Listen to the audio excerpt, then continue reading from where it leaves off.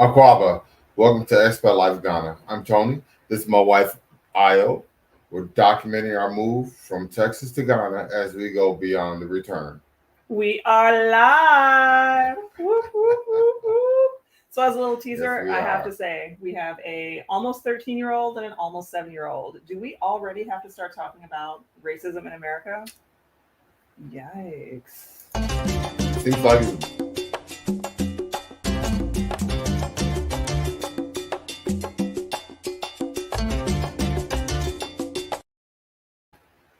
It's about that time. Is it's it about really? that time. Yeah, it seems like it. I have really enjoyed being in It's Ghana and not having to have that conversation with Luke.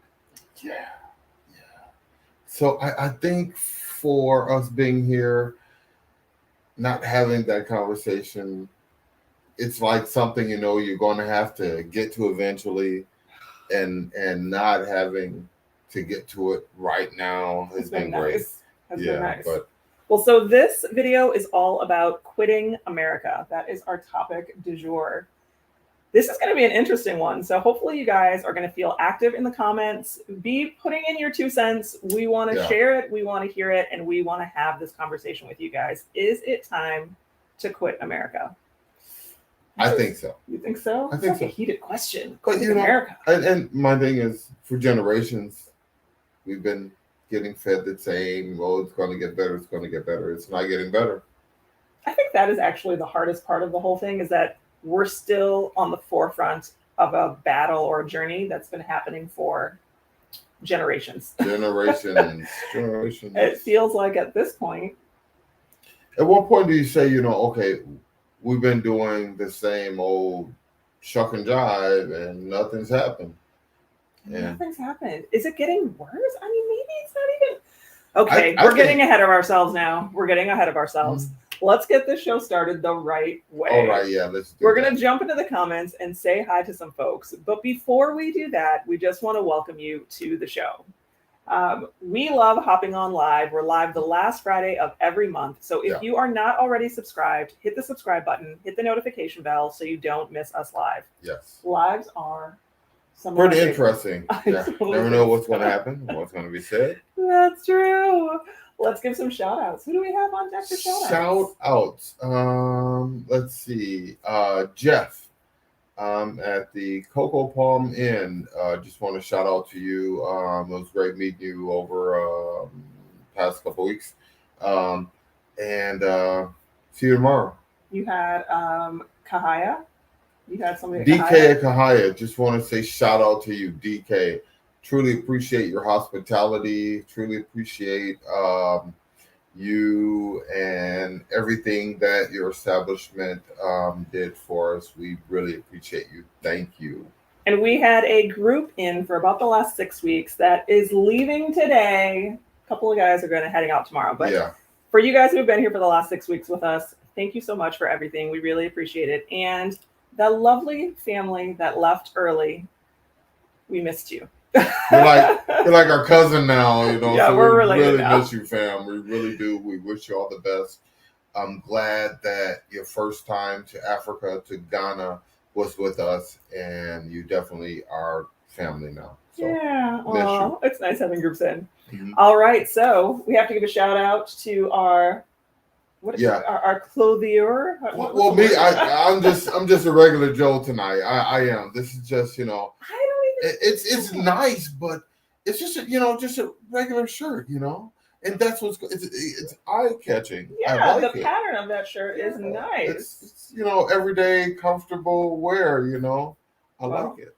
I But you, am on the other hand, rocking a jacket. I gotta give myself a stand up on that one, ladies. Oh yeah, gotta give that one. that top is hot. Thank you, dear. I'm It's digging like it. you want to go out tonight. I gotta go and change though. I But know, right? you know, I I just I like the everyday natural guy out in the day during the day. But the top is hot. I I like mean, this you're one a looking. lot. You So look. thank you, Does she Emma, look nice? I Alpha mean, Freak. Thank you very Alpha much. Freak, Charles, and Emma. Yes. We really appreciate you guys. Thank you so much. Their details are down below if you want to check them out. They do ship worldwide. I'm not wearing alpha earrings today, but I felt like the white really went with the jacket, so I'm going to Yeah, go with that. the But earrings they and necklace are. Nice you. combo. Yeah, Thank you looking very nice. much. I think it's the circles I like that this wrapped one. everything together. Well, there Looking you go. very nice. So yay, we're gonna jump into the comments and say hi to some folks. Oh my, you guys are already super We active. love our people. Thank you. Hey, you guys. Vicky, hello. Hey, yay. I'm All glad right, that you're Vicky. here. Kofi, I live in California. Working 2 jobs is the new normal. I'm stressed and fatigued. Unfortunately, yeah, that's the normal for a lot of people. Hey, when we were there, that was our normal. Yeah. Lovely Africa, first time. Hello, All right. hello. We're glad that you're here. It's still fun that we're still attracting new people to the channel. Yes, We've been at it this for is. like almost 2 years. Yeah, so it's great that people are still just hearing about us and catching on, getting the expat life fever. We enjoy you guys. Thank you. Kofi, I didn't appreciate Ghana until I traveled. Travel more, come experience Ghana, share Ghana. Yes, absolutely. Demetrio, what up? Peace, love, and blessings to you and your family. Right back at you. We appreciate that. And from Marlene Kelly, hello, hello, right back at you. Brian, hey, how you doing? All right. And Audrey, hey, from New Orleans. Don't tell Tony where you're eating today because you'll make him so jealous. Oh, and it's like Fat Tuesday just happened, I think. Oh, don't. Or it's gonna happen. I don't know. It's like coming up. All the Mardi Gras stuff is happening. So yeah, I'm missing New Orleans right now. I'm missing. I know you are. I'm Louisiana. I'm sorry. Hey Mary, how are you? You're arriving soon.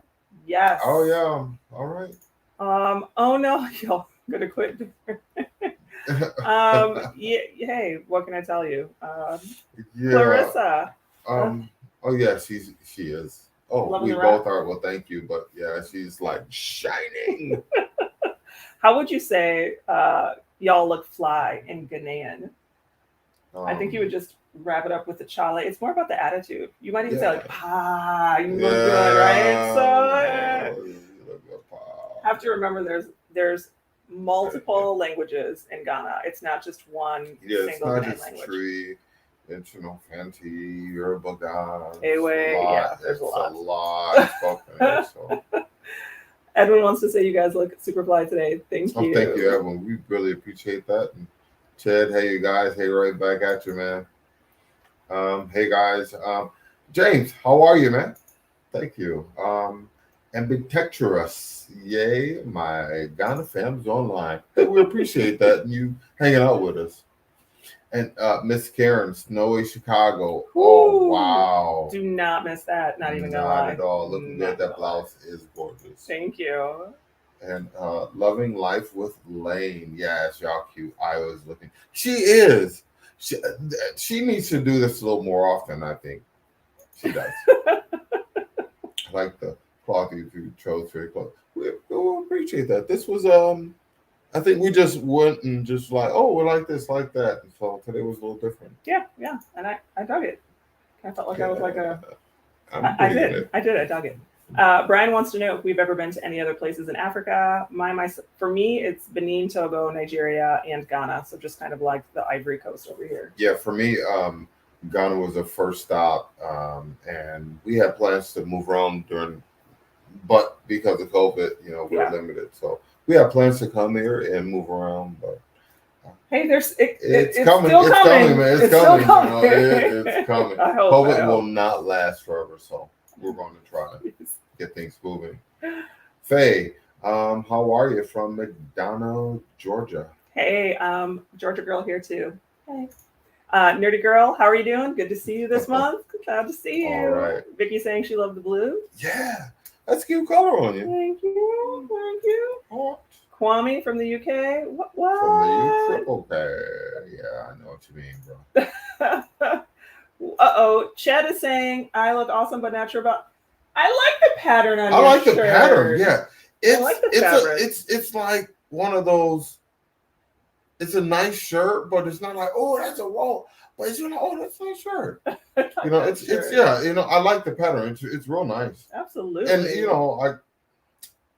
looks good on me. I think nice so. Color. Hey, Evelyn Golden, thank you very much for the super sticker. We appreciate that. We appreciate that. Thank you. Audrey's letting us know Mardi Gras in a few days. Maybe I could fly in for a day and come back. That's not going to happen. You know you're not leaving. All right. Maybe I'll just watch it on like the New Orleans live cam. Somebody needs to send Tony a scratch and sniff crawfish sticker if you can. Of crawfish etouffee, yes. Oh. Sorry, I didn't mean to say it to you. I hurt Yeah, you with that one. you hurt me bad. James is letting us know that in 2 years they are going to retire in Tema. Well, that's great. Hey, Tim's hot. Yeah. Evelyn's letting us know she's from Montgomery, Alabama, and she's getting here in June. In June. Well, come on, from Alabama. Are you a football fan anymore? Now, do you mean soccer? Soccer, yes, I am. I'm looking forward to the Ghana-Nigeria match next month. So, yes, I am. I'm actually trying to get tickets for it. Hey, anybody out there know how to get tickets, have tickets, want to take me along with them? Let me know. Tony's serious. He's trying to get to this game. As far as American football goes, we did when we were in the States. Yeah, we watched games. We've gone to games. Yeah, I think we were football fans. Yeah, we were, and now that we've been here, it's hard to catch games, or they come on so late at night. Yes. And then it's just.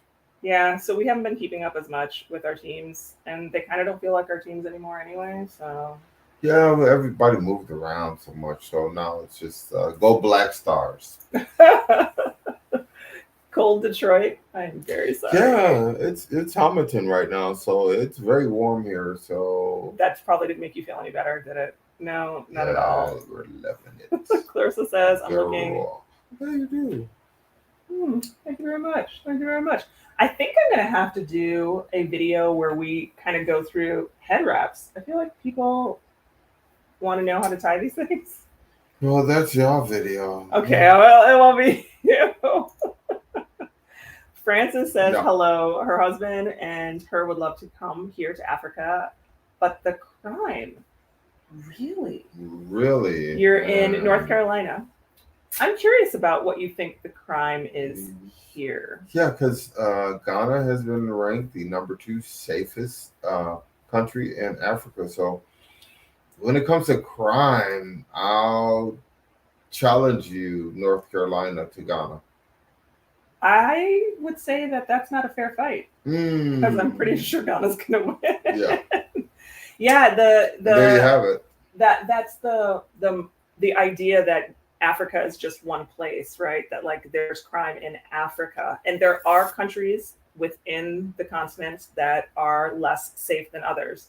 But Ghana is not one of them. So if you do sit down and kind of get a chance to explore, really consider that as part of your exploration, that it's safe here. It's actually safer in a lot of ways than. There's not a lot of gun violence. So. No. And the other part of the violence, which is the racial part of your life in America, is much different here. So can we leave it at that? So she's kind of taking the opposite of quitting America. She's saying Africa's not a safe place to go. But the crime. Yeah, there you go. So You Sort World says, hey, how are you doing? Oh, hey, how you doing there, Jude? And from Chicago, S Queen, yes, we are still here and doing well. Thriving. Hi from Benin. Bonjour. All right. Oh, bonsoir. Pardonnez-moi. Bonsoir. All right, whatever that means. From Chicago, the Windy City, place where they got what do I like? Garrett's popcorn. Luke literally said the other day that he wanted to fly to Chicago just to get popcorn. Yeah, let's get popcorn. Don't know if that is cost effective. I'll take going there. Maybe a summer visit for the Taste of Chicago. God, that has been a long time since we've been there, or even the aquarium.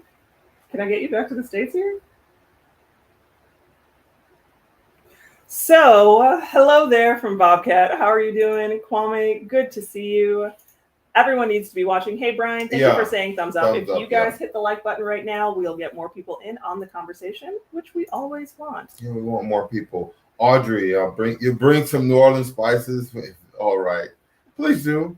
If you can, Audrey, no joke. I'm looking for some andouille sausage. So when you come, freeze some andouille sausage for me, and and some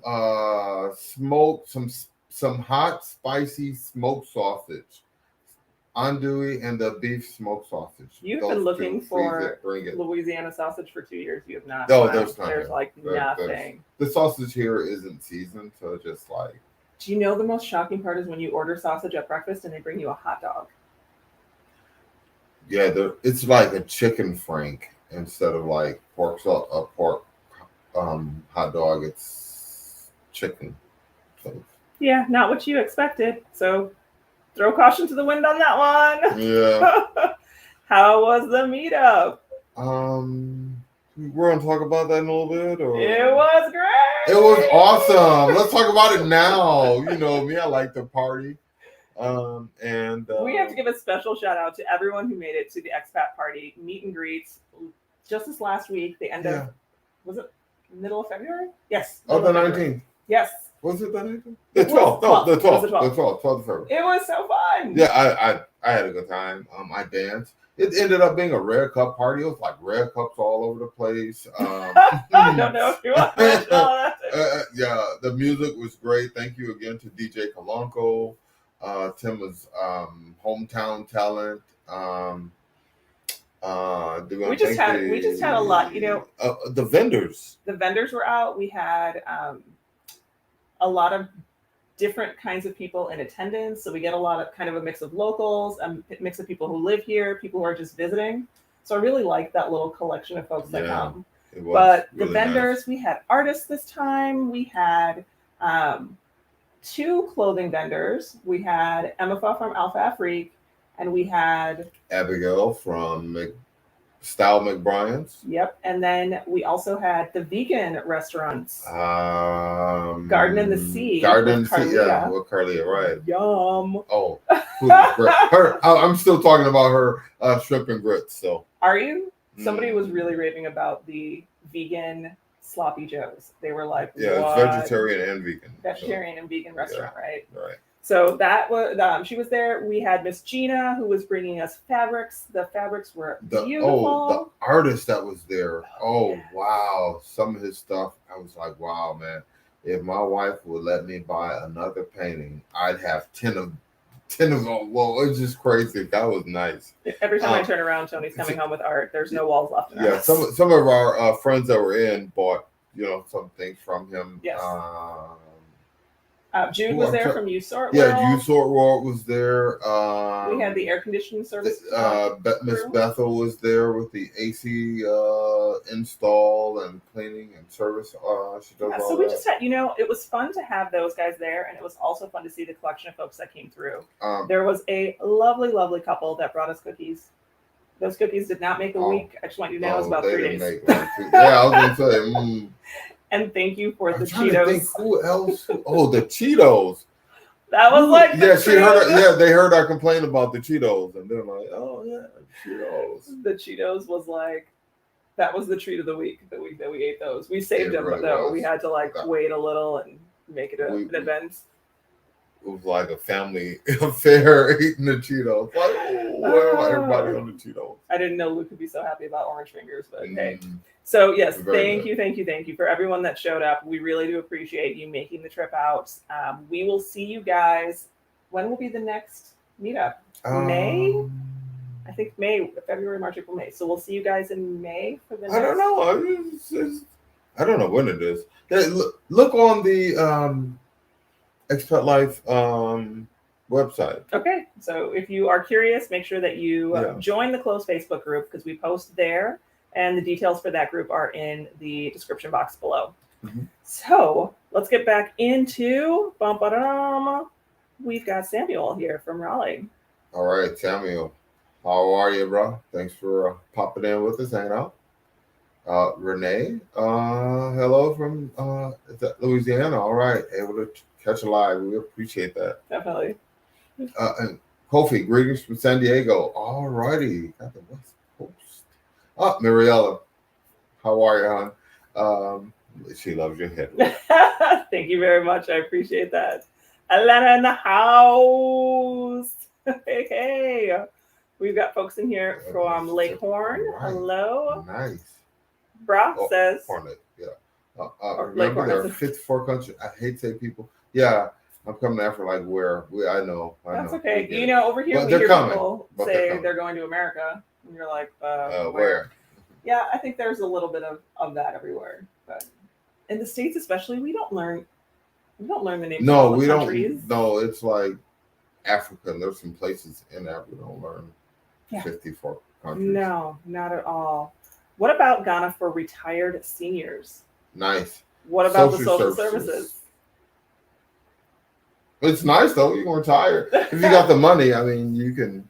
If you have your social security check and you're bringing it here, that's great. But there are no social services here at all. You got a baby? Who's that? You got one? I got you, baby. I don't know. You got me. Oh, she Don't be playing with me. I'm telling you. Don't be playing with me, Audrey. I have people at the airport waiting when you get in. Don't play. All right. Oh my gosh, that's so funny. Mm-hmm. It's not like Europe. The countries in Africa are larger than the US. Yeah, I was reading today about the UK and Ghana being roughly the same size in terms of square miles. But the UK is triple the population of Ghana. Interesting. Yeah, I don't know why I was reading that. I was reading that for some reason. I have no idea. So here we go. Starting. It's getting bad in America. Oh, your educational background means less than the fundamental. I get that. Mm-hmm. Well, it's getting bad. So let's get into it. We were talking about getting together for our meet and greet, but is it time to quit America? Yeah. For a lot of people, I think. Yeah. Okay, so the writing's on the wall. Okay, so what does quitting America even mean? Does it mean that we are feeling as Black Americans that the place that we felt that we were trying to get to is actually not available for us? I mean, that's kind of how I feel it. Is that how you feel it? Quitting America? I think quitting America means, okay, it's time to say that the American dream for Black people is just a dream, and this may not be the place for us. Ooh, okay, so I would love for you guys to just jump into the comments real quick and let me know. Let us know. What does quitting America mean to you? And why would you feel like it's time to quit America? Ooh. Now I'm curious. So now I can give a couple reasons why it was time for me to quit America. Me personally, yeah. Why do you think it's time to quit America? For me? For you? I think that overall, America has not done anything to say sorry to Black people and to say, okay, we can't have this kind of behavior. So they can say, okay, we have this law, this can't happen, but they don't say, citizens, we can't have this behavior, and then make it so that there's some immediate punishment, swift punishment. And I tell people, in Germany, you can't be like, oh, Heil Hitler, and talk about Nazis, and they'll put you in jail for that immediately. But in America, you can do it, and it's protected under freedom of speech. Well, your freedom of speech is offensive in a lot of ways to some people. So you just having those freedoms, and they make other people feel like, okay, because you can openly say this and feel this way, and there's so many people who feel like this, maybe this isn't the place for me. 70 million people voted for Donald Trump.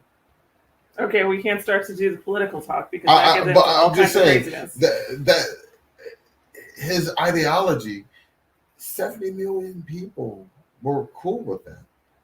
Yeah, I mean, do you know what's really interesting is when I think about quitting America, I think about the fact that it feels like we've gone backwards. That there was a time at least where people were racist, but they didn't tell you to your face, or they Right, didn't. right, I feel like right. maybe like 10 years ago, it was like, you were racist, but we didn't The really Karens know. weren't Quite so. open. They were just like the Karens gave you the look, but not the mouth. Now it feels like that you can't. It's acceptable. It's okay for you to offend be people. racist Mm-hmm.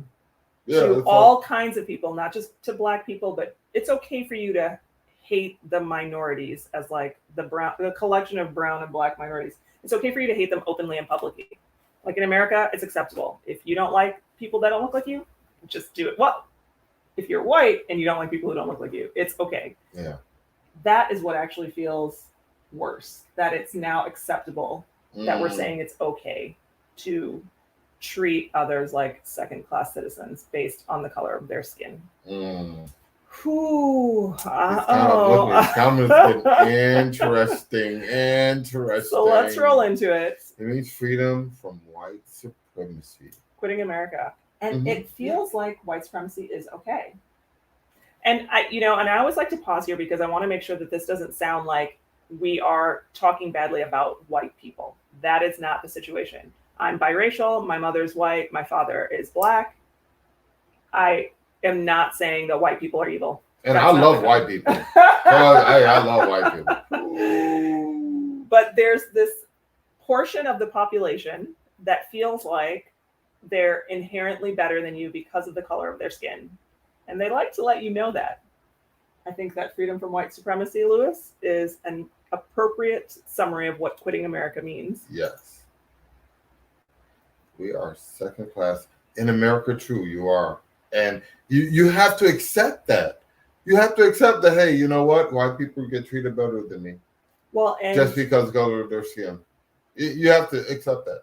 No matter what you achieve within your personal life. It doesn't matter how educated you are. It doesn't matter how much wealth you accumulate. It doesn't matter if you're a good person. It doesn't matter if you do good deeds for others. You're judged immediately based on the color of your skin. Yeah, no matter the success you get. Despite the content of your character. Still the N-word. Oh, that pains me. So Michael is a 20-year vet with a PhD from USC, nuclear engineer, and he gets treated like a terrorist most times in corporate America. Mm-hmm. Yeah. I know what you mean. I have on more than one occasion, on many more than one occasion, I have been the only Black person in a room. And I feel like those of you who've been in similar situations know exactly what that's like. It's jarring. It's a little jarring. Yeah. So, Michael, I appreciate you sharing that, really. I'm not divorcing America, but I don't mind a legal separation for a while. That's interesting. I like that. I like that concept there. Maybe reconciliation can happen in the future. Yeah, you know what? That is an act. It feels like we're going through a stage in the marriage, right? Where it's like, it's just not working out. Maybe we should see other people. Yeah. It's like, that's not for me right now. Yeah. Right now. That's okay. It's not you. It's me, and maybe just some time apart. Ooh. Yeah. You can take some time to work on yourself. Maybe it's time for America to work on itself for a little while. There you go. May I suggest therapy? Mariella, as much as I love Ghana, I feel like it's slowly becoming like the Western countries. Your freedom is slowly being taken away. Just my humble opinion. Ghana is a developing country, and they are working out how their infrastructure and support system is going to work.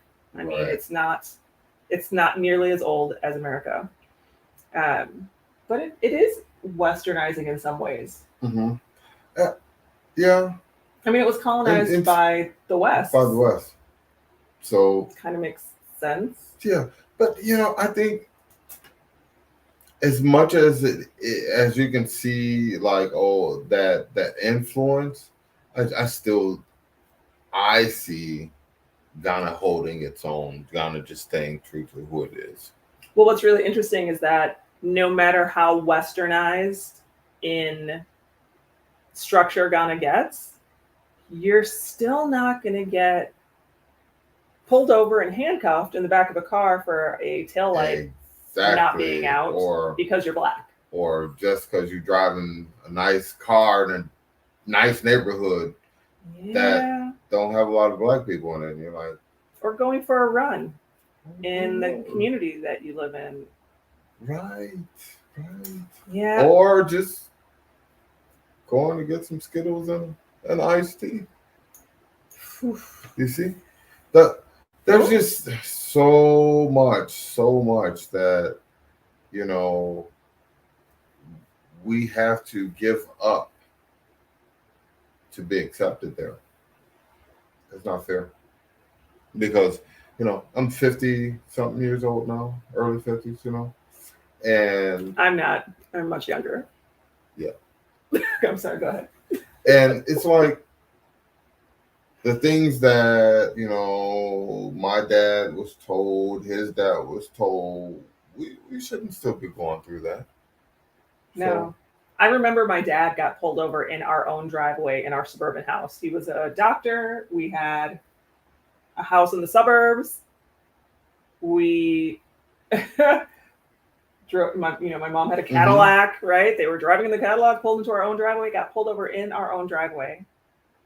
And that was 35 years ago. Oh my gosh, is that Don't right? date yourself. Sorry. It was only just a few years ago. But then to see that happen to you 5 years ago, it's like, where was the progress in the 30 years that Black and brown people have been trying to say, hey, this isn't okay? Where's the progress if it still happens? There's and people say, oh, it's isolated incidents, isolated. It's like, no, it's not. It's really not. No, that lack of progress, I feel like, is part of that quitting idea, right? Yeah. That it's time to quit America.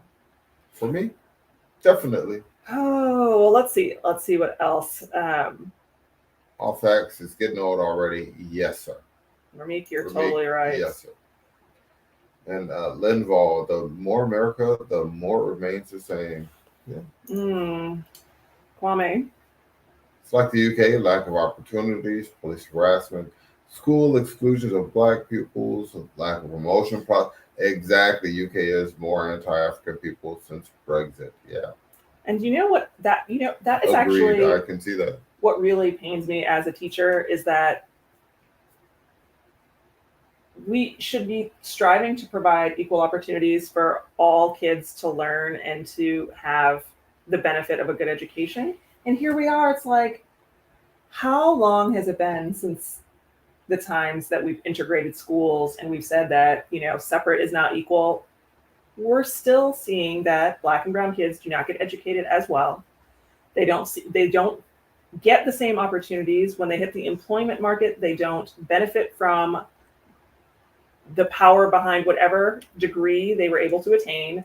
They don't get they don't get promoted at the same rate. They don't get hired at the same rate. They don't get educated at the same rate. And we wonder, like, what's up with the Black and brown people? Why is not working out? Nothing's changing for them. It's not. And it's getting worse. Even during COVID, the academic losses were more significant for kids of color. And you look at why, and it's like, well, they don't have computers at the house. So, okay, that's an issue. You know what? They actually, even with kids who have the same tech connections, they still saw more significant losses. They don't have the support at home to, help them out with homework and assignments. So could be.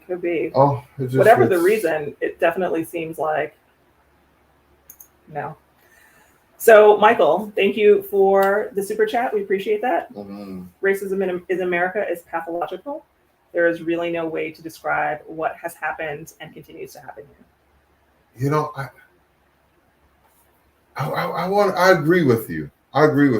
There's something that happened recently that I'm sure we're going to talk about. That touches on that. So we're going to circle around to that conversation. Sharon wants to say good evening. She's glad she's catching the show. Welcome. Appreciate having you. Demetria, again, there is no political will to provide reparations for anything. If the U.S. provides such, then all of Europe will have to provide reparations as well. Well, it has to start somewhere. It does. This conversation has to be had, and uh, Continue to be had. some things have to be said and dealt with. Stevie Wonder left for the same reasons. True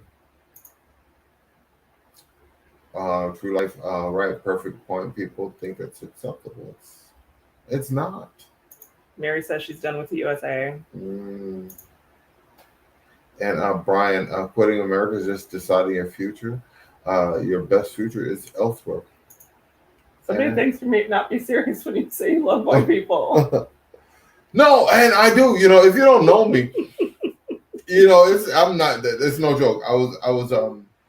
I'm a cradle Catholic, or I was raised a cradle Catholic, which means as a little baby, I was baptized Catholic, and I went to a German Catholic church. My family, we integrated this German Catholic church in a all black neighborhood. It was real crazy back in the 70s. So I had a lot of older white people that were my seniors that I looked to and respected, that were respected in the community, in this black community. So when I say I love white people, I do, because these are the same people that were like, not all white people are like us, and you need to understand the differences. So they educated me a lot in recognizing the dog whistle phrases and things like that are used. And as a young person, I got all kinds of education in racism. So yeah, and it's important to understand too that not all white people are racist, just like not and all white people aren't the same, just like all black people are not the same. Right, exactly. And all Hispanic people are not the same. There's not just this one thing that defines us by our color. And if we stand up and say, oh well, we hate all white people, we're participating in the same ridiculousness that we're trying to advocate against. Yeah. So I do love white people. I love all people. So yeah. I don't think it's wise to. Except crazies. How'd you end up with me, honey? I love watching y'all from a distance. Like, look at them crazy people over there. But no, don't love crazy. Don't move to Ghana just because of racism. Why not? Racism is a pretty big deal. I mean, I don't know. I don't think it's wise to stay in a place that has racism. Yeah. Because at any point you can become a victim of it, in one way or the other. You probably have already. Maybe you don't know. And if you have already, and you're like, oh well, it wasn't that bad, and then it keeps happening, and you're just conditioned to it, then it's like, yeah, not good. So everything you both are saying, unhealthy relationship, it's time to get out. It's also all about self-respect and understanding our worth. We deserve life. What Lewis said. Thank you, Clarissa. Yeah. I mean, it's completely true. And what is this? Daniel. All right. I think in the past, racism was reserved for poor white people in certain areas. What became scary is over the last few years, we realized there's racist white people with power. Well, I always knew the racist white people had power. They were called plantation owners. Ooh, ouch. Detroit is letting us know that he thinks America is going backwards to Jim Crow all over again. Yeah, it is. With the voting restrictions and all that, it's, man. And then, I just go on and on about what's happening in America with race. Pulling books from libraries just because they make you uncomfortable about what your grandfather or grandmother did. Well, that's I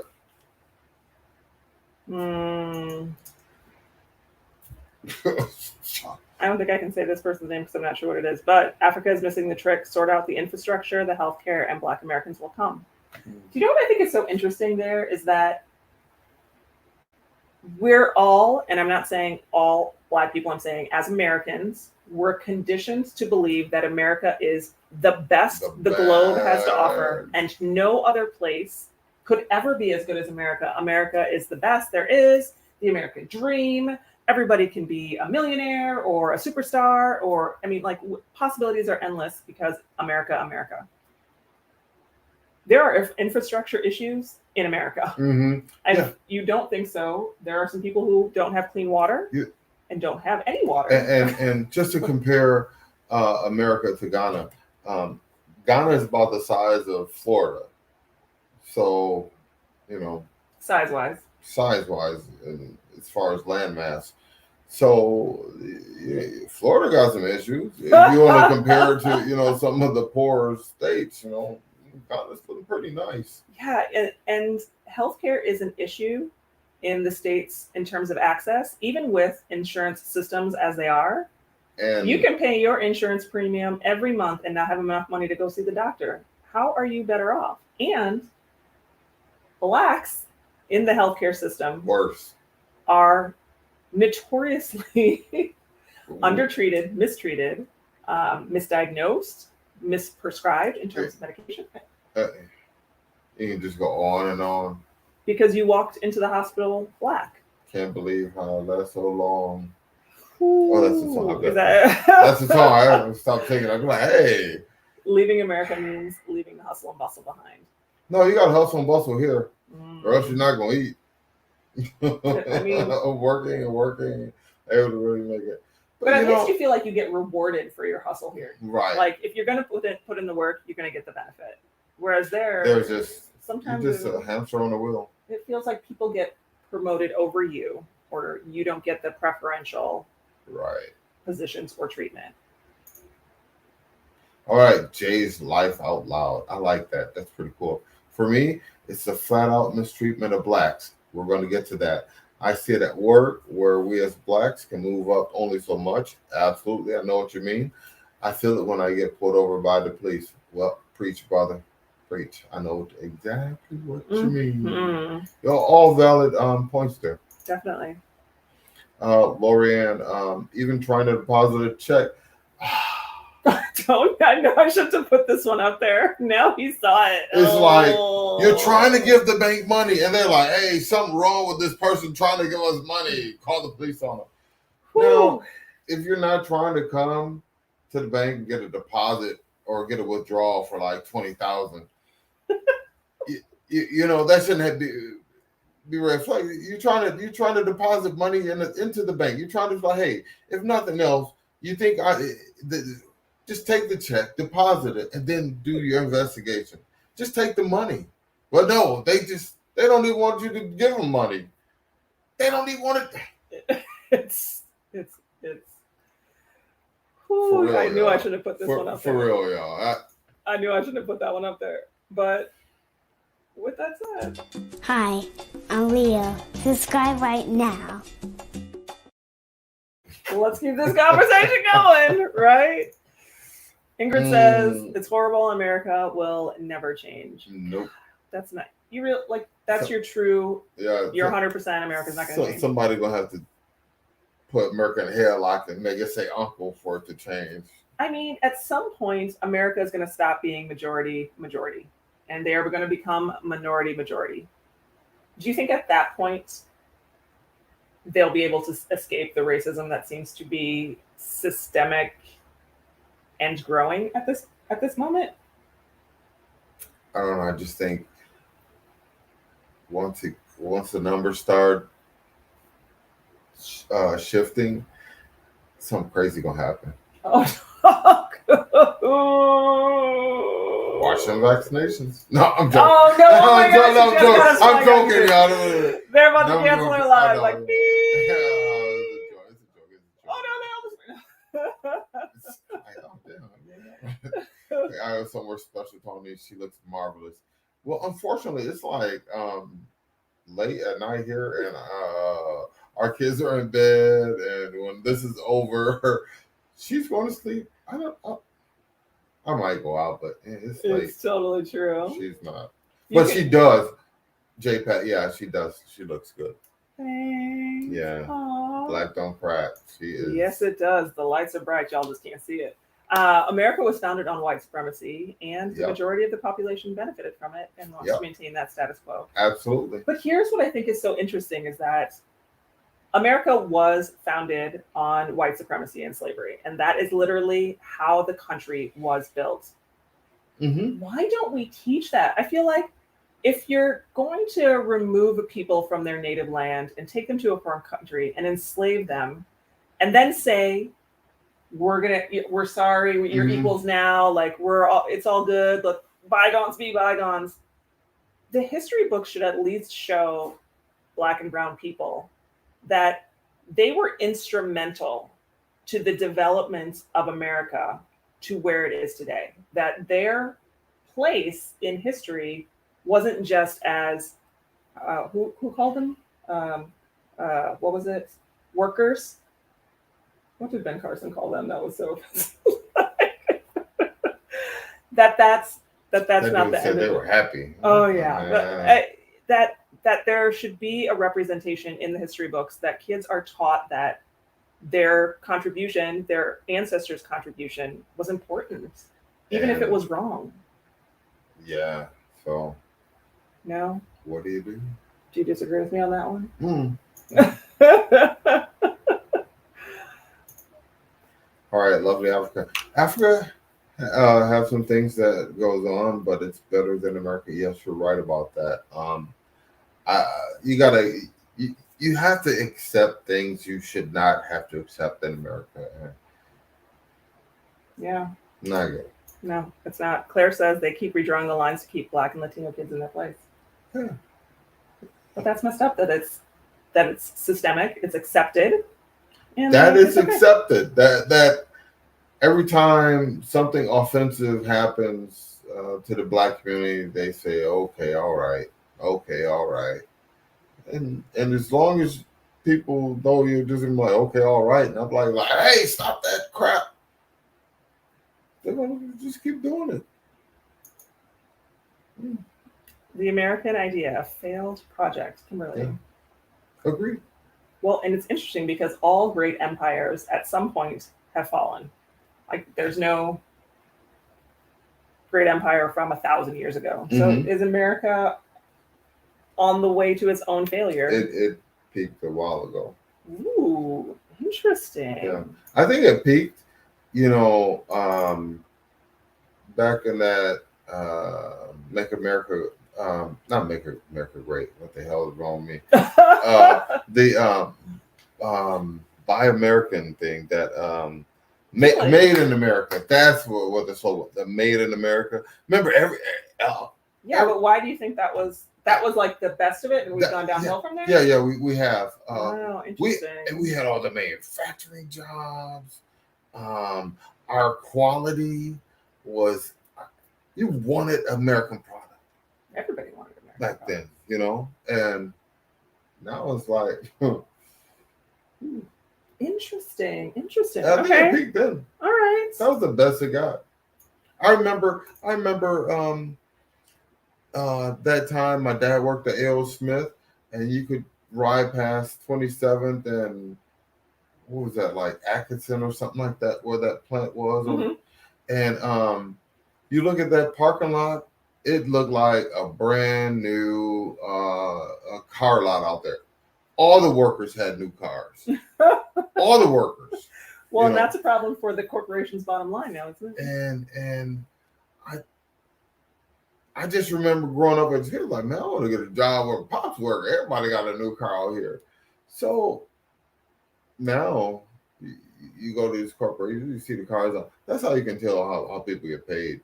Is look at the cars in the parking lots. Well, what's interesting is that there's been several points over the course of American history where Black communities and Blacks as a people were doing well. I mean, you think about like Black Wall Street. You think about those pockets, those points of prosperity. We were doing too well. We climbed the ladder too high. We got all the way to the White House.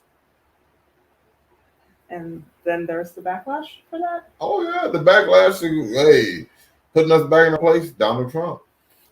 Whew, You take the absolute most intelligent person you can find in the Black community and put him in the White House, and after you take the most incredibly Okay, so let's go ahead. immediately after says America means redlining, school to prison pipeline, mass incarceration. Mhm. It's I know totally they're like, true. so Tony, how do you really feel? Even blacks in America doing relatively well would be doing even better if they were the right color. Yeah.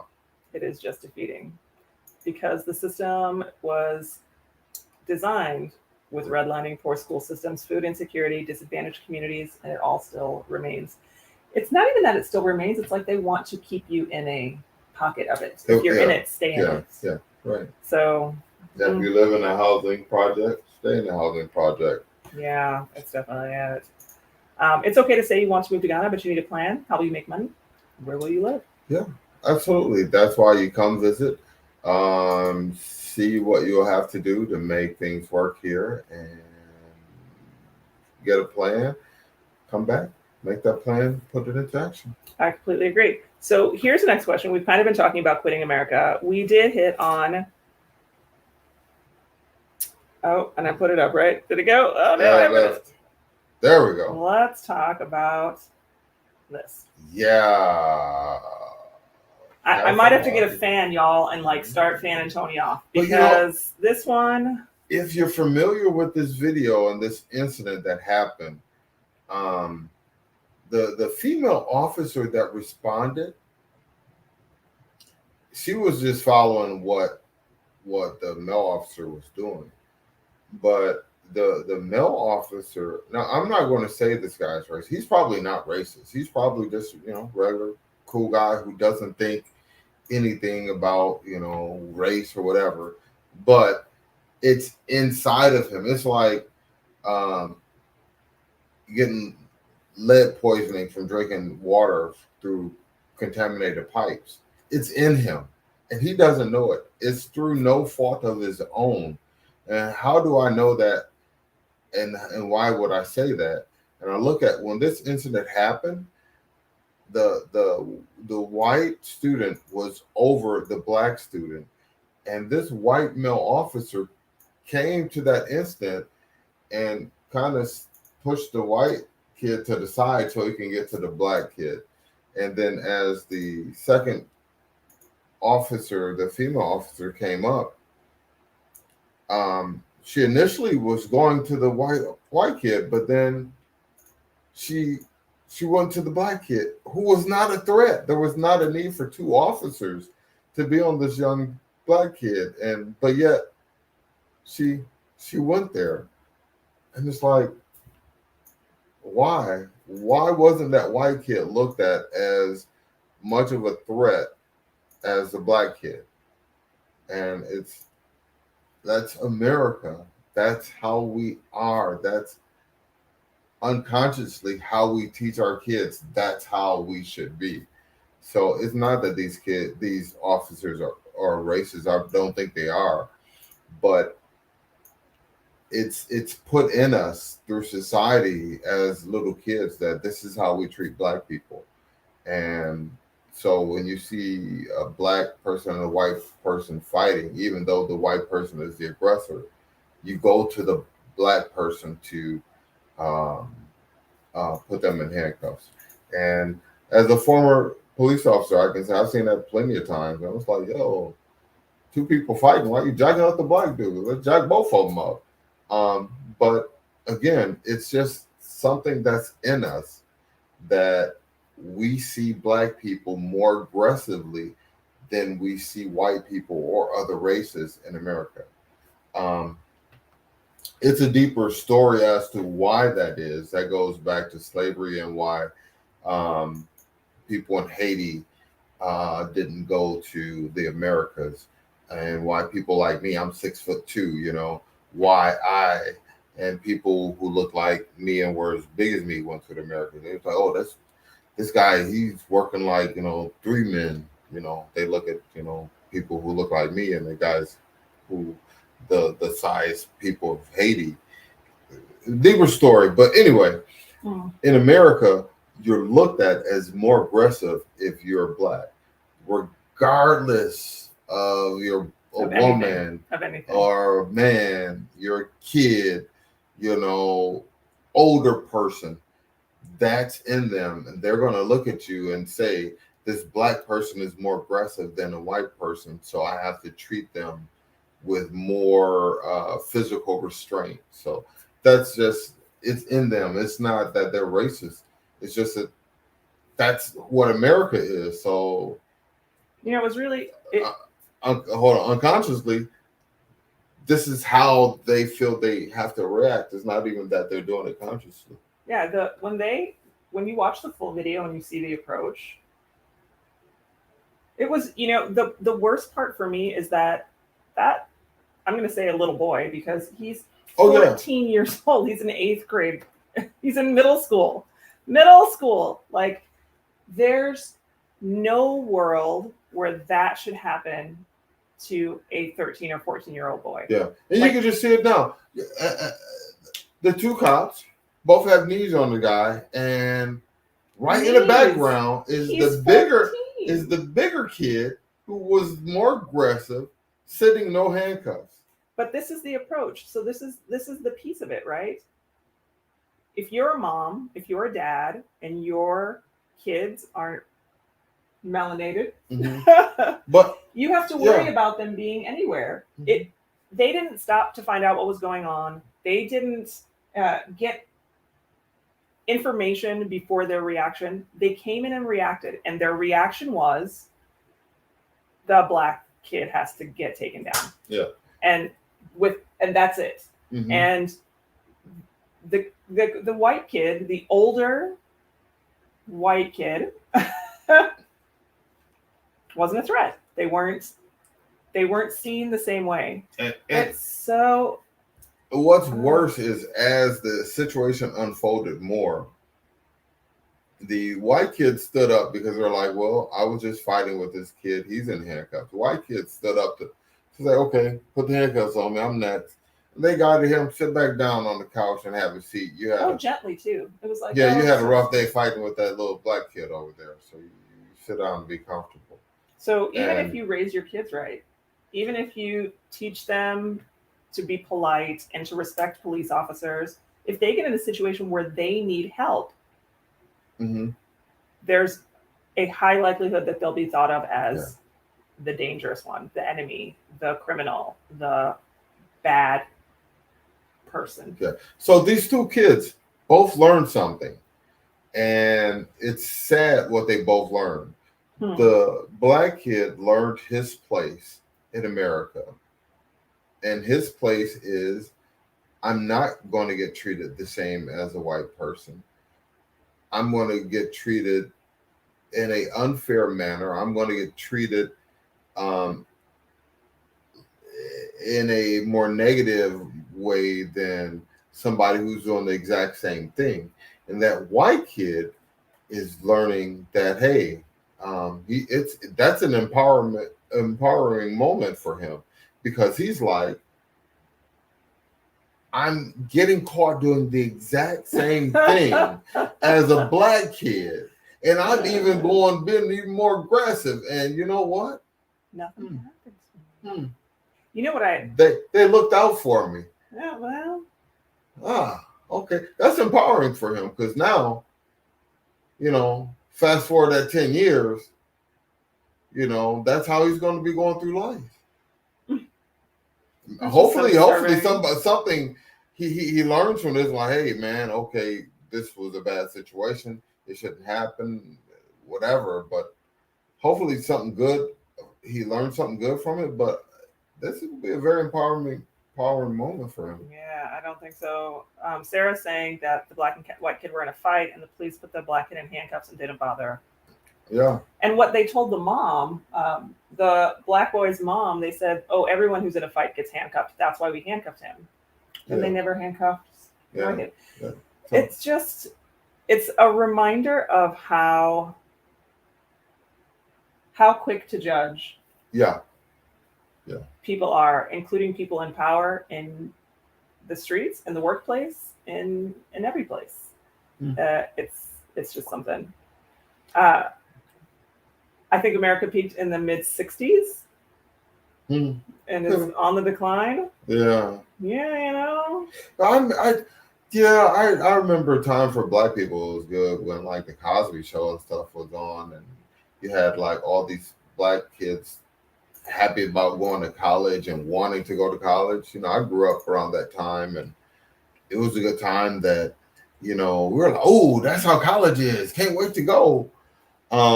And there's no shows like that anymore. There's all these, gangster shows about music and drugs and all that. And that's what kids are inspiring to be. There's no more shows about kids going to college. The Blackish spinoff or something like that. Oh, it makes me so sad when you say that.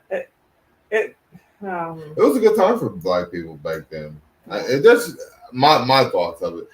Thinking, okay, hearing about where we came from. To me, the 80s, early 90s, that was it. After that, it was like, ooh.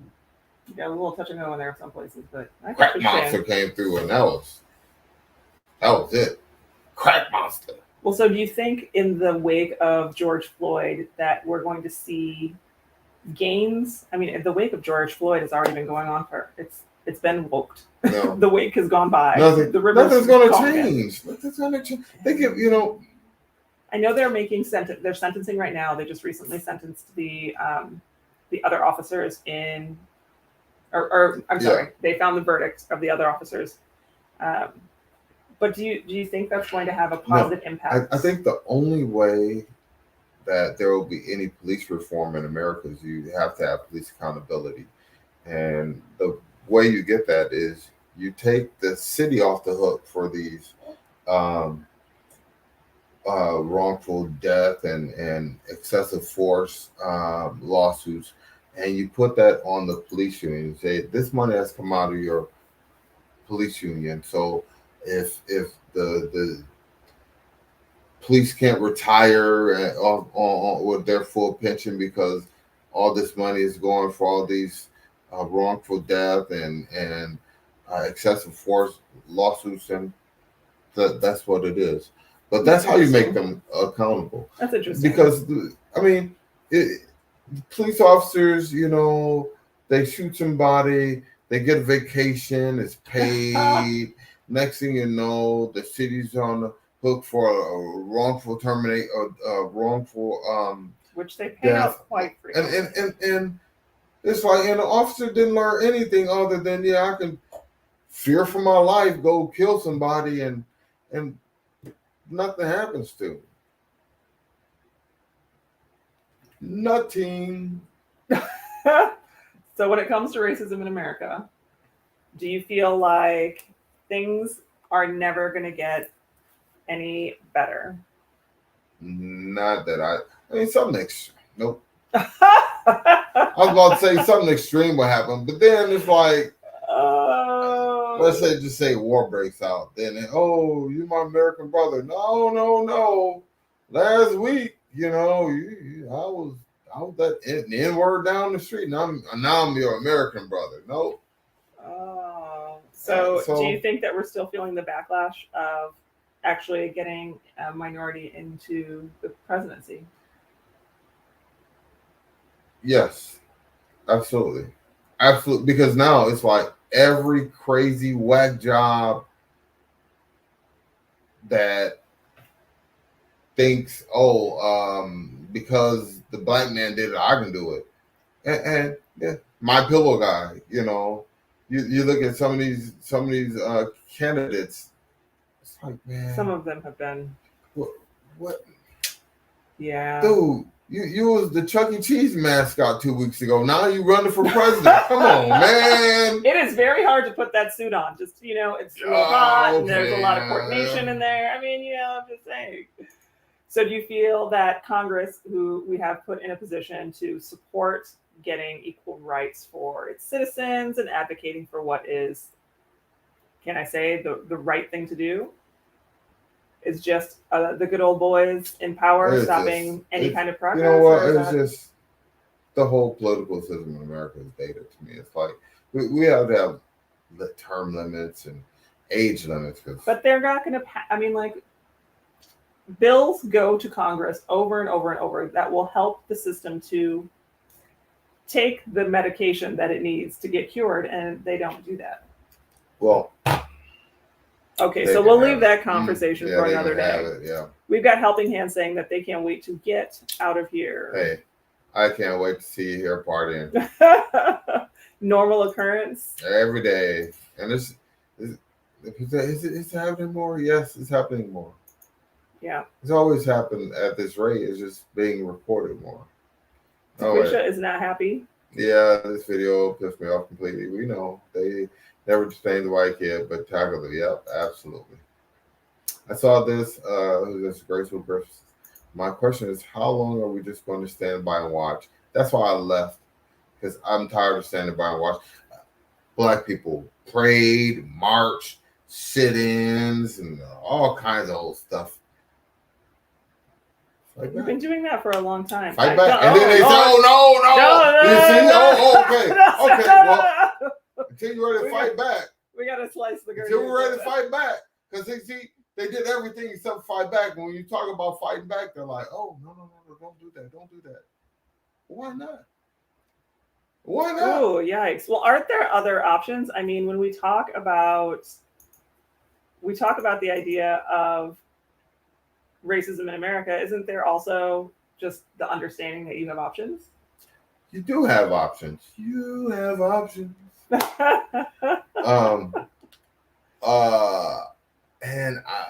There's not a lot of talk in America about Black people retiring in other countries outside of America, because why would you leave America? It's the greatest place on earth. Oh my gosh, that's like the Pied Piper song. You can't understand America until you've gone out of it and look back at it. It's like a bad relationship. Like when you're out of the relationship, you're like, oh my gosh, why did I ever put up with that? Right, you gotta like get a little distance. Step away for a little bit, and then like, oh. Yeah, and then you can see it a little differently. You can see it with a different lens. But it does take getting out a little bit. Oh, excuse me. One thing that I found was people's perception of you, and you're like, wow, like, why do you think all Black people are like this, or Black people, young Black people are like this? And it's how the world shows who you are. Am I explaining that right? It's how you're shown to the world, Black people in America. We aren't all shown. We're not like, there's two ways we're shown to the world. It's in a okay light and in a bad light. We're not really shown in a good light. The comparison I would use is like Blackish family. We're not shown in that light. We're shown in that power light. Oh my gosh, we're still the Blackish family. Like, that's where you want to. That's what we want to see, right? We want to see that. That's what you want to see, but that's not. You get that thug life. You get that old drug kingpin and all that negative. That's what they see. So when they see somebody from the States, they're like, oh, you must be one of them kind of people who, and it's like, how they portray us, it's not fair, because we don't have a say in how we're portrayed.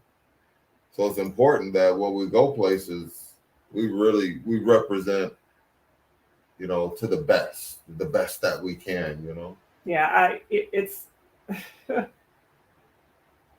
when you hear that there are Black actors that can't, and actresses who can't find roles that don't disparage their race, you just have to pause and be like, really? It's like that? What? And what actually bothers me a little bit about how Africa holds on to the images and the music of like the American culture and what they pull out of that. The teacher today actually said something to me, and I was like, we were talking about the boys and teaching the boys, and he just had an opportunity to teach some other American kids. And he was like, you know, the Americans kids are different than what I thought they would be. And I was like, oh, that's kind of interesting. Like, what do you mean? He goes, oh, well, I've been watching American television and I was expecting them to be rougher. Like, nobody pulled a gun on me.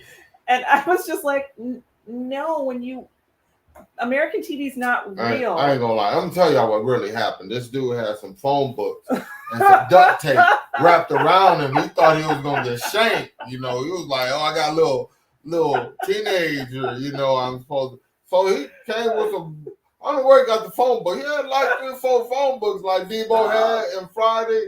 Y'all know what I'm talking about. Yeah. He thought he was going to get shanked.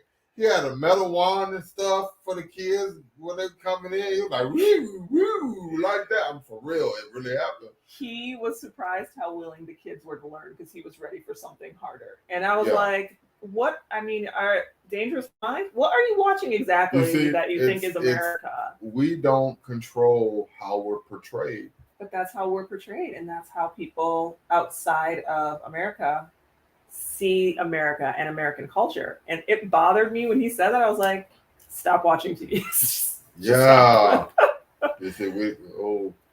But to hear a Black person, you know, an African person, talk about American Blacks not badly, but like that he was anticipating something worse because he himself is getting kind of indoctrinated to what American Black people are like through American media.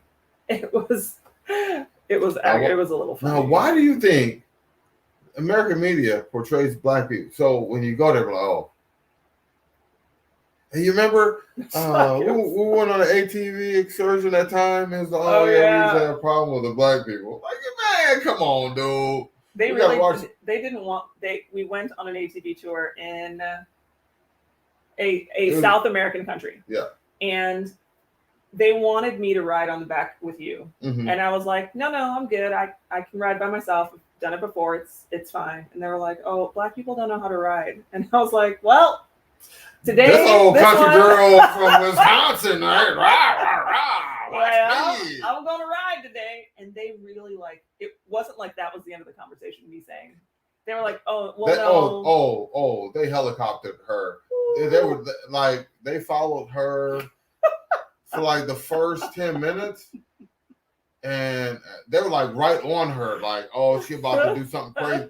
Then after a while, they're like, I think she good, y'all. We don't zip to the front. Meanwhile, like 45 minutes later, we're going up a hill, and someone has driven their ATV off the edge of the mountain. And guess who was driving? A white guy. It was a couple white guys. I was like, yeah. Just saying. Yeah, that was funny. That was actually pretty funny. Okay, sorry, that was a little segue, but the video or the picture that we showed. We know exactly what you mean. Oof. The phrase that is unconscious bias alludes to pathology of racism. Yeah, exactly. White supremacy. Michael yes. Fuller, we know. Rochelle, we got you. That picture. She's saying preach. Oh, I didn't know. Like, did you know, like, them hands that does like this on whatever on Facebook? I'm trying to get this. The hands that do like this. Yeah. They're not praying hands. What are they doing? These are clapping 5 hands. You know, the hands. Like they're doing this? Yeah, like they're doing this. They're not actually praying. Those aren't praying. We'll see about that. I don't know. I'm telling you. Well, an eggplant is just a vegetable, but that's, how things are used in. Okay, so that picture is America. Yes, it is. Yeah.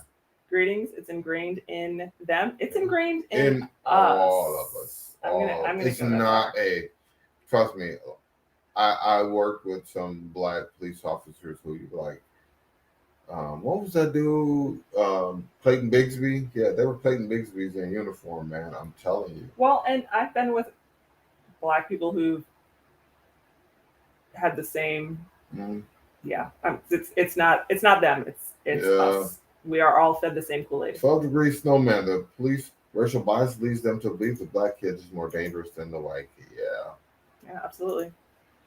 And Lorianne it's reported that even the white kid was wondering why he wasn't being cuffed. Exactly. He was like, hey, here I am. Or the camera's here. Here I am, put the handcuffs on me. And they were like, You gonna do? Yeah. Bang while black, jogging while sleep while black. You can. Like, what can you do? If you can't run, you can't go to the bank, you can't sleep in your house. What's left?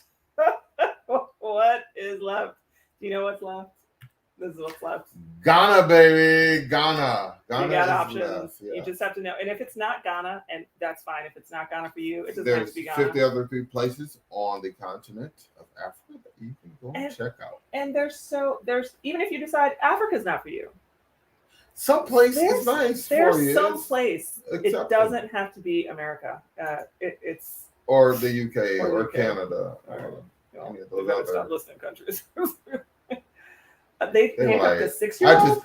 I just got blacklisted on a couple countries by saying that. I'm Your sorry, passport was just rejected. I know. They were like, come to this office. I'm like, damn it. Cock cavity check. Yeah. I'm not leaving. That's why I'm not leaving Ghana. Okay, so a 6-year-old black child was handcuffed. Is that really just 6? I heard. I don't know about this story but I've heard. For what reason? Was he like 6'8"? 6? Oh my god! And they had to use zip ties because the handcuffs wouldn't fit. And yeah. No. Yeah. Oh my gosh. Yeah, racism. Period. End of story. 400 years of free labor. Yeah. Whew. They made us believe that black is bad. Yeah. Oh. Yeah, it's the other way around. Sometimes, a lot of times, most of the time. Oh, it's something. Oh, dude. I'm gonna say something. You have options. Where are we at? You have options. Yeah, you have options. Ghana? I'm liking it. Yeah, you do. You love it. There's nothing wrong with our color or our sizes. White supremacy is a myth that's been conditioned into all of us. No more excuses.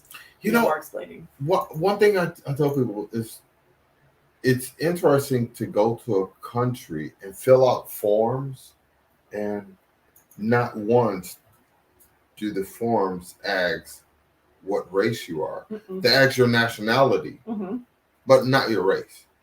And it's like, I'm wondering, where do I check the box to say?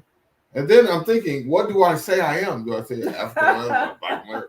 Well, I was interested to see what box I was going to check. And they never asked. They just asked my nationality. I was like, huh. Why do they want to know what I am over there? Why is it important over there? It's not even like you have to check your race. Then you also have to check if you're Hispanic or if you're not Hispanic. Like what? And you see, I would have thought it would have been more important to know what my race was here because knowing my nationality. Now, for identification purposes, they would have to say, oh, he's black or light black or coffee black. But none of that. It was just like, well, what are you? Oh, you're American. All right, you're American. It's like, wow. Well, and there's so many shades of black here on the continent. Yeah. Like it's really weird. And for me, it was always strange because my mom was white and my dad black. So you get to those forms, and there was a while where it was like, I'm gonna put anything down. There was put white down and be like, yes, you seen my mama? I did actually. There's a story behind that. I won't get into it on this video, but yeah, there's the boxes. They just don't make any damn sense. Correction, Tony. They're racist. Well, I don't know him to say that, and I heard like some dude trying to sue Whoopi Goldberg and LeBron James for calling him a murderer when he murdered people. So, hit the like button. Hit the like button. We haven't said that in a minute. We should probably say that too. Yeah. And if you're not in the conversation yet, drop a comment below and let us know what you think. Whew. That boy's gotten older. We're going to have to redo that video. He doesn't even look like that anymore. Okay, that's on my to-do list. Who else we got here? Love and Life. Makes me angry too, yeah. Yeah, I mean, the comments go on and on. Michael. The pathological nature of racism in America exists because there has never been a true price penalty for satanic practice, absolutely nor the associated crimes against humanity. And what's weird is that they'll go after like the guards and things from the Holocaust, and oh, he's a war criminal. You don't. What do I do, man? That dude had a plantation and benefited from it, and nobody said nothing about it. But what about this one? Just a reminder that the other kid in that situation was Hispanic. Not Mexican. Not Latin. He's going to be white. Ah. Yeah. Oh, It's okay. white, Hispanic, not Mexican. Many Latinos claim to be white as per the U.S. Census. I just thought that was pertinent with all the boxes we were just talking about. It's like, which one do you check? Oh, Lord. So yeah, the fact that he is Hispanic. Do you remember that time that we had that you pulled over on the side of the road to help somebody who had a traffic accident?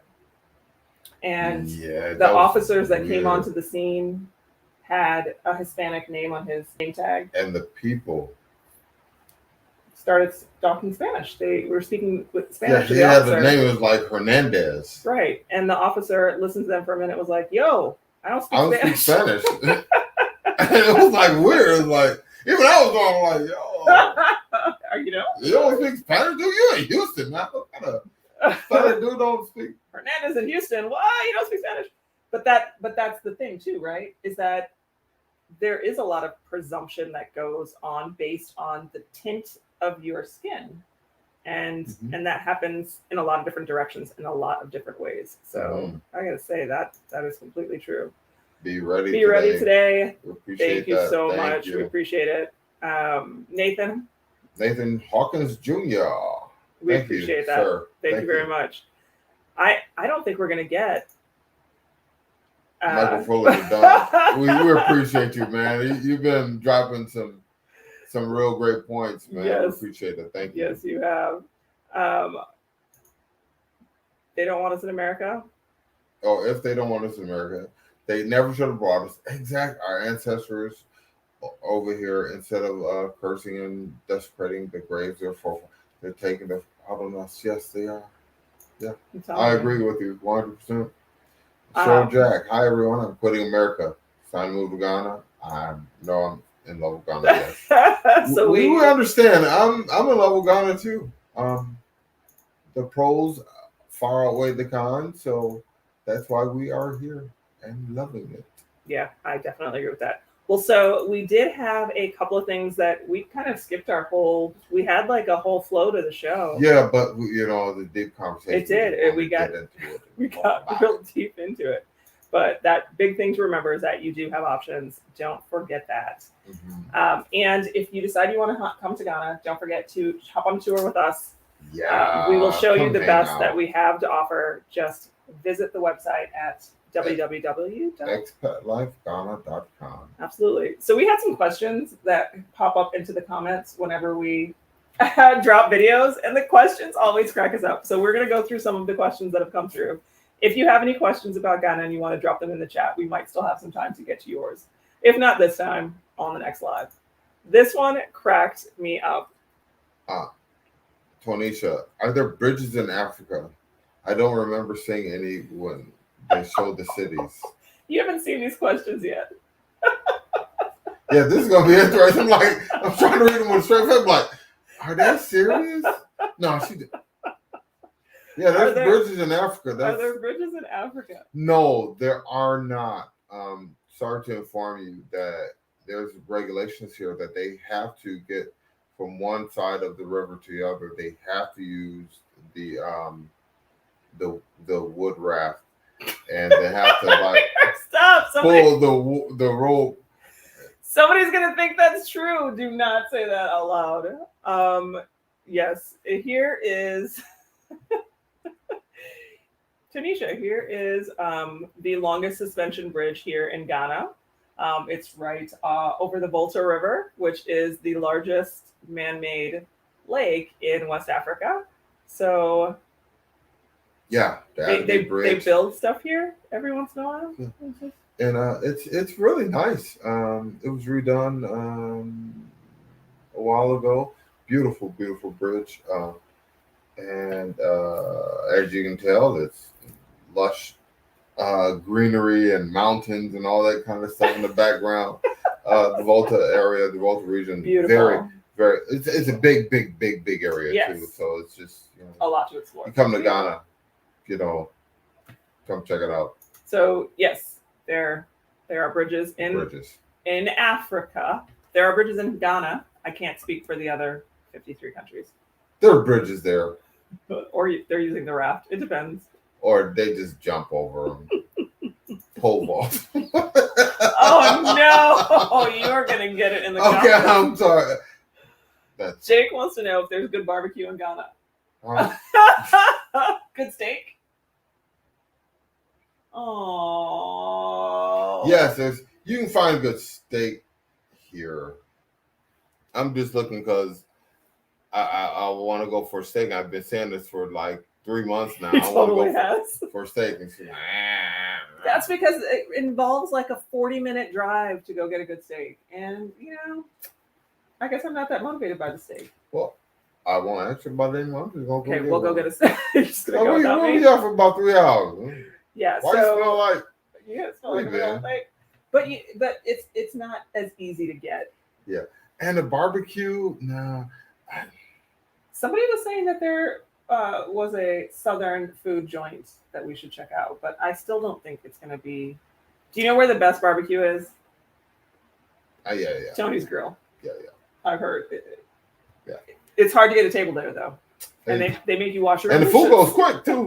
Little dude, hey, this little 6-year-old run around here. He is quick. So when he come off the grill, he's like, "Yo, got some more?"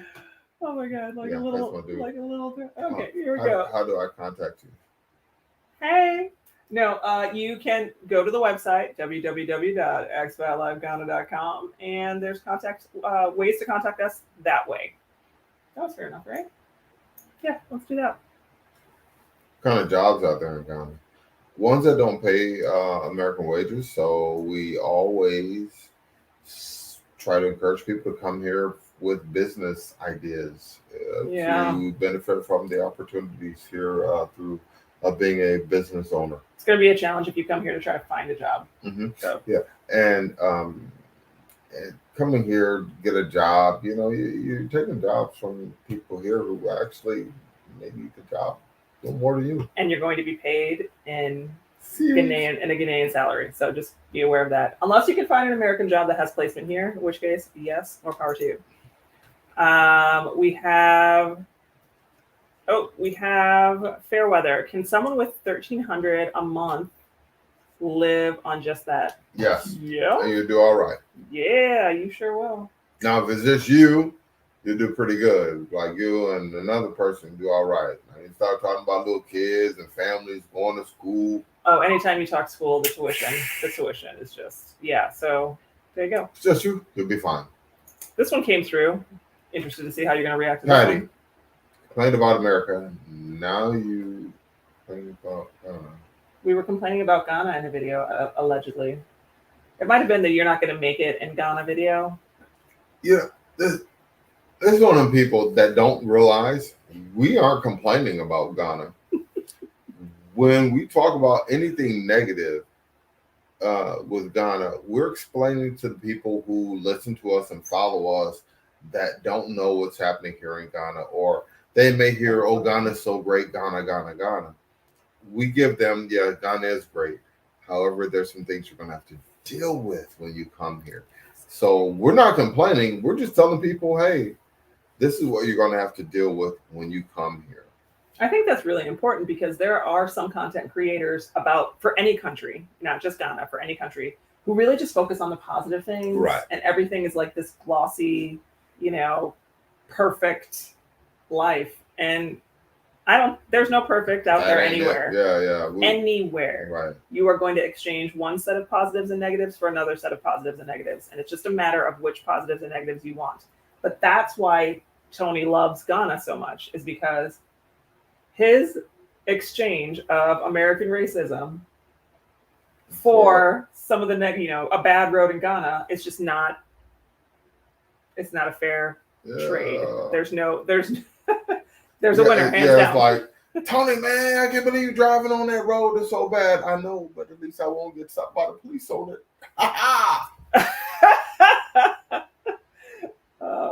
And he actually laughs like that when he tells you that joke. All right. How do you deal with the water issues? We got a bucket outside. Preparation.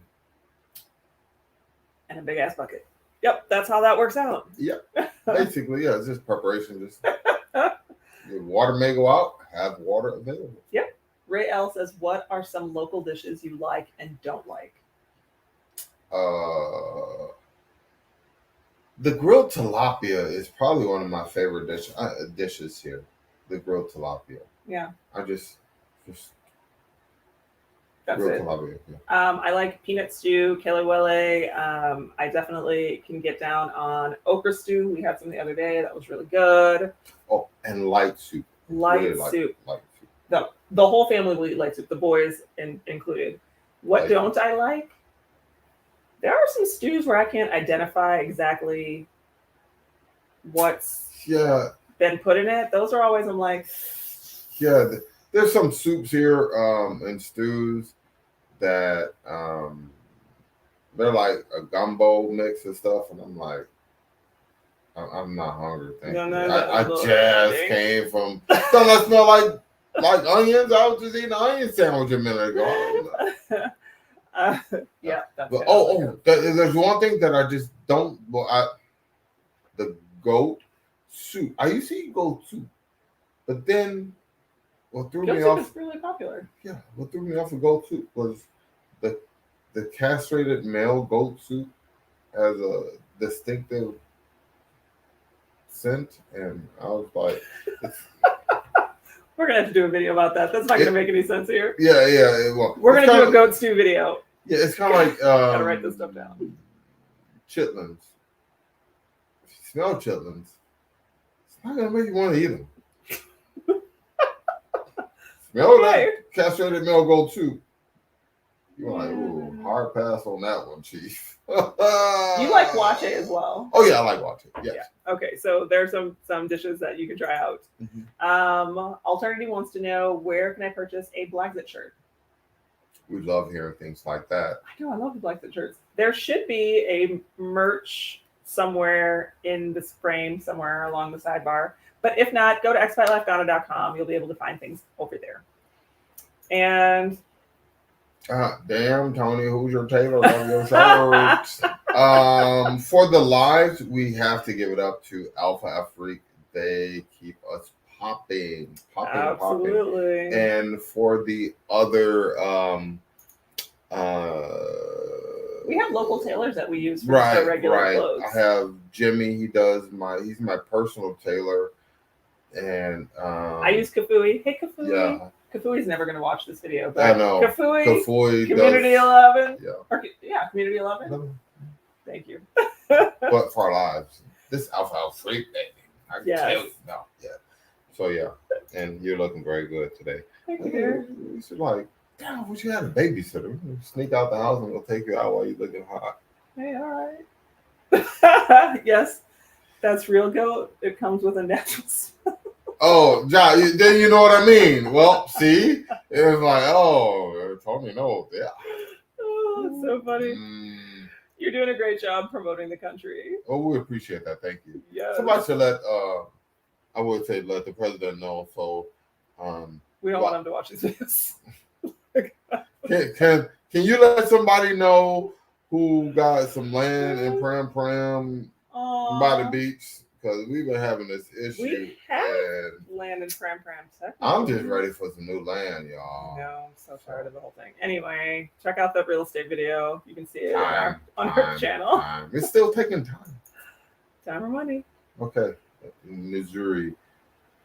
You give the real and don't sugarcoat things. I love that about the channel. You are right. Thank you very much. Because I'm pre-diabetic, so I can't have sugar. Susan says she's thinking of moving her remote job here. How's the internet service? I checked out the cost, but I'm unsure of what I need and the service. knock on wood, we've been doing lives here for a long time now, and not once have we had an issue with our lives. But we But do have. It was that one time. Yeah, It was that one time we're like, we got a half hour. We got to run over to another place to do a live remote, and it didn't happen. The internet depends on where you live, though. So if you get further away from city center, you're going to have worse service. So just kind of remember that the service does get bad. But I work remote. And it works out okay. We produce videos, we go live, we upload. So we're able to do all of the things. We use our VPN so that everyone thinks we're in the States. We need them to. So that all works out. But internet here is going to cost you more than internet in the States. So just be aware of that. You can do like a lot of people. You can go to some of the chop shops and You need to feel like working remote. Yeah. It was just Kenzira. I like Tony. All right, bro. Appreciate that. Like you too. You're all right. Clarissa wants me to do a head wrap tutorial. I guess I'm going to have to do that. People are talking about you and the goat. That sickening goat is the better one. I believe you, man. I trust you on that. Dude, if you I trust you on that. So the smell is woo, the goat is You'll cook it for me.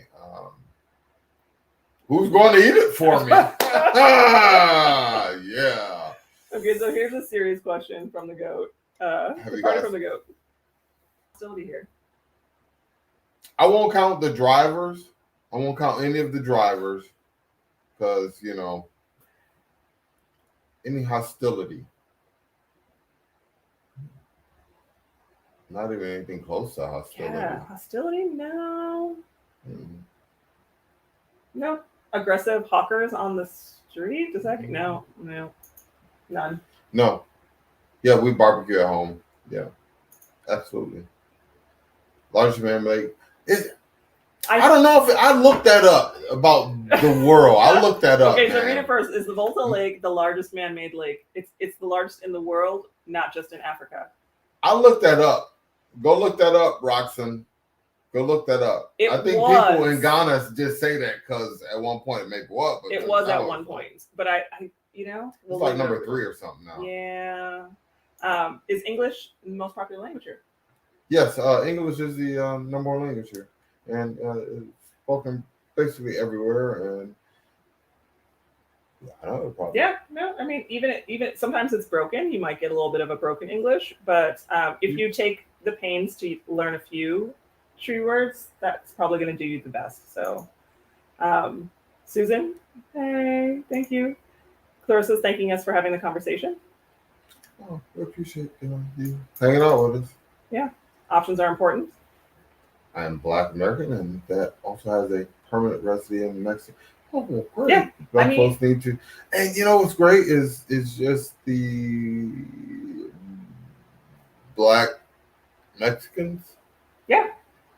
See their culture and heritage there. I'm like, dang, I'm a little jealous of that. Yeah, I mean, there's because of how the slave trade worked, there are Black people and Black heritage points throughout the globe. So, don't be afraid to explore. It doesn't necessarily have to be Ghana. It doesn't necessarily have to be Africa. You can explore other places where you might feel you're more empowered to appreciate and stand in your Blackness with a freedom that you can't experience in the States.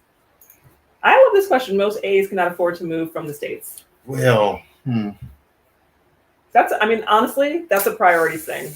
Like, we did not. When we started our plan to move here, we didn't have money to move here. Yeah, and we didn't have money to move here. I think it's priorities. It goes to what sacrifices you can make and you can stick by. So, it can be done. Yeah, and that this also speaks to the fact that a lot of we see that a lot of people return or come to Ghana later on when they've been able to get a little more financially secure, save up some money, and then can afford to actually make the move. But I agree with you that it takes money to do this, and you have to have a plan for that. But right, you can put those things in place. We had a 5-year plan to get here. It took 5 years, so, and that's okay. Rodney says a sad topic, but now you're free. yes, free There you go. to a certain point. You know, can't be doing like whatever you want, but you know. Ty says they're exercising our options, and we're loving it in Ghana. Great to hear, Ty. Are you loving it in Ghana? I am. I think we're loving it You're here. loving it here. Oh, I'm loving you loving it here. I'm loving you loving it here. Now that was just the superest juicy thing in the whole world. But you know, it has been enjoyable for me to see you as a different Black man. Is that too deep to get into at the end of a video? Like, you were always, like, you know, you always had that thing about you, right? You were always confident. You got along with everyone. You mixed with different groups of people without issue. Like, that's part of why. It's part of why this happened, right? But it's interesting because you always still, despite all of that, had that awareness, or that it was like somebody was following you with an umbrella and they were blocking you from the sun. Mm-hmm. And you were always kind of in that shadow of, okay, how many Black people are here? How, you know, like we're social awareness of based solely on your Blackness. Mm-hmm. And you being here, you haven't had to do any of those things. You've gotten to be free of that, you know, like that shade is gone, that umbrella is gone, and you just can stand in the sun and be your full self. And being your full self, it's been really interesting for me to see that. Yeah. It's weird because I used the metaphor for the umbrella, and I was thinking about, you know, the glass ceiling thing, and I was like, well, there's no glass ceiling here, because wow, man, I tried some things here, doing some things here, and I'm like, there's no way I could have jumped and not hit my head on something. You know, I'd hit my head on something there, but I just jumped and kept jumping higher and higher and higher here. Yeah. So over there, it's like, so it's been interesting to see that part of you. And what I also think is really interesting is that idea of being okay in your Blackness, something my dad always tried to instill in us, and I felt like that was kind of the difference between the two of us as we were coming here. Was that I was like, man, I'm always been standing in the sun, trying to get me out of the sun. Seeing you come into it has been really great, and knowing that now the boys aren't going to be forced into that shadow, that they're getting this opportunity to just experience their Blackness has been great. Yeah, they're just. They don't even know. Like, Leo, I think especially, is just like, everybody's Black. Yeah, I know. He's like, hey, white person walking down the street. Daddy, you saw that? He doesn't even see that. Yeah, he doesn't. He just is like, yeah, people. Yeah, people. Yeah, people, and I love that. So. Yeah, I think one of the great examples of that is the little Lebanese girl. She had been like 4 or 5, and we're at the pool, and she needed help with something. She's like, Uncle, can you help me, please? I was like, I love that. I do. I definitely. I just love people. People are nice. You do just love people. Some people are crazy, so I stay away from them. They're crazy over there. Well, I guess that's gonna be our wrap, right? Almost. Oh, I know. I think we're wrapping now. Oh wow, yes. Is that okay? Yeah. All right. Well, we're gonna come back and give our closing comments, but let's outro out for now.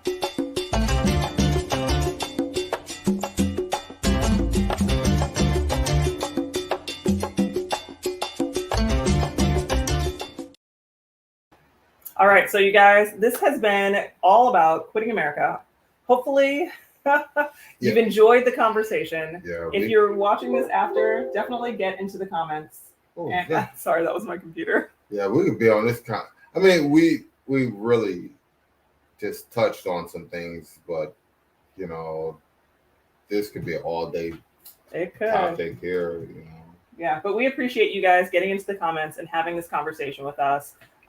We have done conversations about race and the reality of being Black in America and leaving that Blackness behind as you journey to the continent. And the comments are always a little shocking because it feels like some people are not hearing the conversation. If you walk away from nothing else from tonight, I hope you at least hear us when we tell you, if you are standing in America and you feel like you can't embrace your race, your ethnicity, your color, your Blackness, there are options for you where you can have that. And when you experience it, you'll never want to give it up. Yeah. There's a term that we use, the baggage, the Black man baggage. And I dropped the Black man baggage being in Ghana. And when you go to some place and you realize you're different and you don't know why you're different, and you say, man, I feel lighter, I feel freer. It's that Black man baggage. And maybe Black lady baggage, or it's that baggage of being in a place where you're not free to be who you truly are, and you're weighted down by a whole lot. So coming here, you really do feel different, and just know things don't always have to be how they are for you. You have options. The thing we're told about America is it's so great. Put it to the test. Go explore the world. Go explore. Come check out Ghana. Share Ghana. Experience Ghana, and have something to compare America to. And with that, oh.